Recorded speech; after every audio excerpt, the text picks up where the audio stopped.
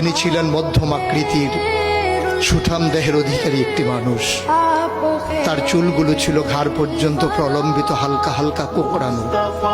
তিনি যখন চুলের ভিতরে তৈল দিয়ে আছড়াতেন মনে হতো মৃদুমন্দ ঢেউ দেখা যায়। তার কপাল ছিল চওড়া, ভ্রুগুলো ছিল জোড়া ভ্রু, ধনুকের মতো বাঁকা। চোখের পাতাগুলো ছিল ফুটন্ত গোলাপের গোলাপি রঙের এক একটি পাপড়ির মতো। তিনি কখনো বা যখন চোখের পলক ফেলতেন মনে হতো মৃদুমন্দ বাতাসে গোলাপ পাপড়ি যেন দোল খাচ্ছে। তার চোখের সাদা অংশ ছিল রক্তিমাভ সাদা, কালো অংশ ছিল কৃষ্ণ কালো। তার নাকটা ছিল খাড়া, নাকের ছিদ্রগুলো ছিল ছোট ছোট। নাকের নিচে ছিল সরু চিকন গোঁফ, গোঁফের নিচেই সেই গোলাপি রঙের ঠোঁট।